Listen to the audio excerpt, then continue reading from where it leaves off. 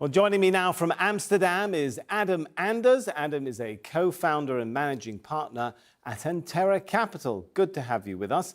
So, can the world produce enough food for 9 billion people? That's the big concern going forward. Where do you think we're heading? You know, I think if it's just about delivering calories, there is enough land around the world and probably enough resourceful people. I think the problem is where that food has to be, whether it's nutritious enough and whether it's affordable. What exactly is Agtech? So for us, Agtech is the adoption of new ideas, new technologies, be it digital, biotech, material sciences, applied to any aspect of the food and agriculture value chain. And that works from the stage of breeding to pesticides, on-farm practices, transportation, shelf life, logistics. All right, give us some examples, though, some practical examples of what a normal farm that's converted into Agtech, how does it look different? So, for example, if we're dealing at the farm level, you could, first of all, what ag inputs the farmer might choose. So the genetics, the actual performance of the plant. How do we know that that plant is suitable for that soil? How do we know that the right amount of that seed is going to be used?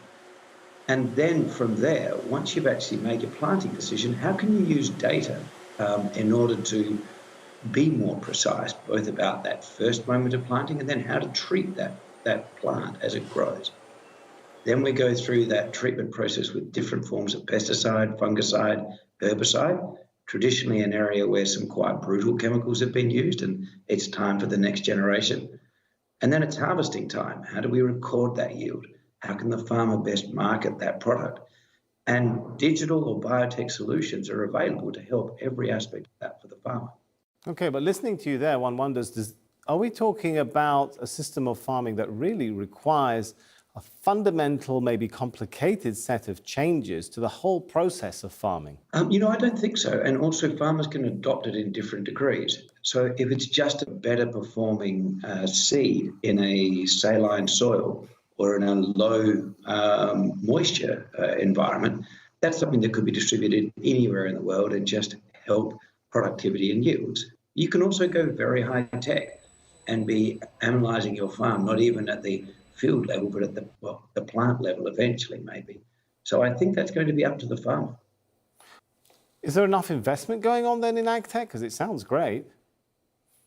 The investment activity has moved from, let's say, 5 years ago, practically non-existent. So globally, when we started looking at Agtech 10 years ago, it was 300 million globally invested per year in one of the largest sectors in the earth. These days, we're looking in the billions. At Agtech alone, probably 3 to 4 billion last year. If you include food tech, some people say 10 billion. So it's definitely growing. Is it enough? That I'm not sure about yet.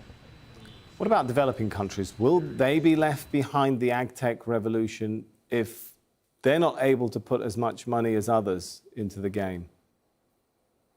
I personally think some of the best opportunities for improvement are in emerging countries, and also some of the best opportunities for getting a return on that application of technology for entrepreneurs.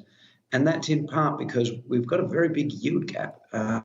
In developed countries, farmers are achieving 70, sometimes 80% of yield potential. In emerging markets, it's often 30%. Another key reason would be we're seeing a step change in technology where you don't have to go through the farming practices that have helped emerging developed markets, but arguably these days are holding them back a bit. And that links to my third reason why it's going to be great for emerging markets. There's less arrogance about how to farm, and there's more openness to some of these suggestions than we see in farmers in, say, the Netherlands taking advice on how to do dairy when they've been world leaders for 400 years in that sector.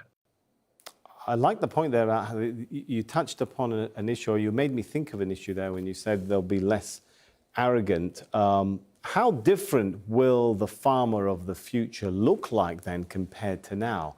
Because when you say farmer, you kind of think of a chap in a field with raking the field. Will the farmer instead be sitting on a computer with big data and doing statistical manipulations or something like that? Look, I definitely don't think a computer is part of the answer. Farmers will always want to be in the field and be close to their plants, their animals, their land. And there's a big part of that that's a part, I grew up on a farm, that's a part of being a farmer. But using your smartphone or an iPad in order to prioritize what to do that day, to know more in more specificity where there might be disease pressure, how you can more accurately apply a pesticide or look after your field, and actually farming at that more detailed level will be helped by technology. I'm quite certain of it. Will we be 3D printing our food, for example, though? Look, I think that's a different solution in a different data set, and it's possible that 3D printing will help food, but I don't see that as a fundamental revolution in the same way of what I see happening on the farm. I do think it's a novel idea, and I think it'll solve perhaps some transportation issues, some ingredient issues, and certainly it can be a lot of fun in terms of different flavors, textures, and everything else that we're seeing in high-end restaurants. All right, thanks so much for coming and talking to us about that. That's a great pleasure. Thank you for having me.